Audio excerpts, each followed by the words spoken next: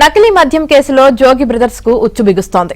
త్వరలోనే వారిపై ఛార్జ్షీట్ వేసేందుకు సిట్ సిద్ధమవుతోంది. జోగి సోదరులు కల్తీ మద్యంతో ఎంత దోచుకున్నారో లెక్క తేల్చిన అధికారులు ఆ వివరాలన్నీ అభియోగ పత్రం రూపంలో కోర్టుకు సమర్పించబోతున్నారు.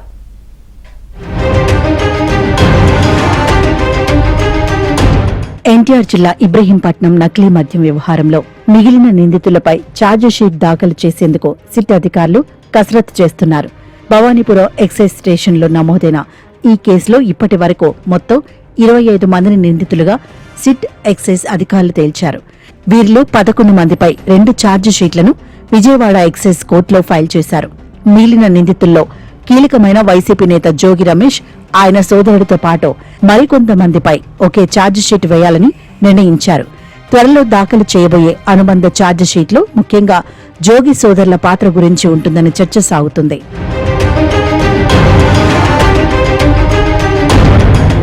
ములకల చెరువు నకిలీ మద్యం కేసులో జోగి బ్రదర్స్దే కీలక పాత్రగా అధికారులు నిర్ధారించారు.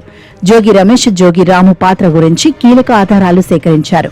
సెప్టెంబర్ 23న జనార్దన్ రావు ఆఫ్రికా వెళ్లే ముందు జోగి రమేష్ ను కలిసినట్లు నిర్ధారించారు. జనార్దన్ రావు చెప్పిన సమయానికి జోగి రమేష్ ఇంటి సమీపంలో తిరిగినట్లు సీసీ కెమెరాల్లో నమోదైంది.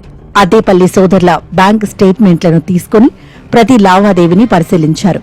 జోగి సోదరులకు 3 ఏళ్లలో విడతల వారీగా 70 లక్షలు ఇచ్చినట్లు విచారణలో తేల్చారు. 2022లో అక్టోబర్ 25న జనార్దన్ రావు యూపీఐ ఖాతా నుంచి జోగిరాముకు నగదు బదిలీ అయినట్లు గుర్తించారు. ఇటీవలి జోగిరాము, జనార్దన్ రావు మధ్య 18 ఫోన్ కాల్స్ జరిగినట్లు బయటపడింది. నిందితులు తమ ఫోన్లలో చెరిపేసిన ఆధారాలను ఫోరెన్సిక్ నిపుణులు తిరిగి రాబట్టారు. నిందితుల మధ్య యూపీఐ చెల్లింపులు, వాటి స్క్రీన్ షాట్లు, కీలక ఫోటోలు బయటపడ్డాయి. తిరుమల శెట్టి శ్రీనివాసరావు నుంచి తలారి రంగయ్యకు వెళ్లిన వాట్సాప్ చాట్స్ లో లేబుళ్లకు సంబంధించిన ఫోటోలు ఉన్నాయి.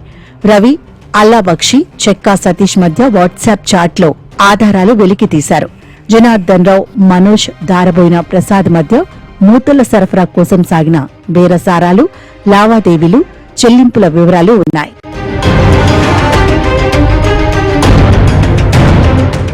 త్వరలోనే మిగిలిన నిందితుల వివరాలతో కోర్టులో మరో ఛార్జిషీట్ వేసేందుకు అధికారులు కసరత్తు చేస్తున్నారు. నిందితుల్లో మనోజ్ కుమార్, సెందిల్ పరారీలో ఉండగా మనోజ్ను జనవరి 6 వరకు అరెస్ట్ చేయకుండా న్యాయస్థానం నుంచి రక్షణ తెచ్చుకున్నారు. మిగిలిన నిందితుల్లో కీలకమైన జోగి రమేష్, రాము నవంబర్ 2న అరెస్టు కాగా వీరిపై ఛార్జిషీట్ దాఖలు చేయడానికి గడువు 60 రోజులు ముగిసేందుకు మరో 4 రోజులు మాత్రమే సమయం ఉంది. వీరితో పాటు ఒకేసారి మిగిలిన వారిపైన ఛార్జిషీట్ వేసేందుకు సిట్ అధికారులు సిద్ధమైనట్లు తెలిసిందే. అయితే ఇంకా అరెస్టు కావాల్సిన 2 పేర్లను కూడా ఈ ఛార్జిషీట్లో చేర్చాలని భావిస్తున్న అధికారులు న్యాయ సలహా కోసం లేఖ రాశారు.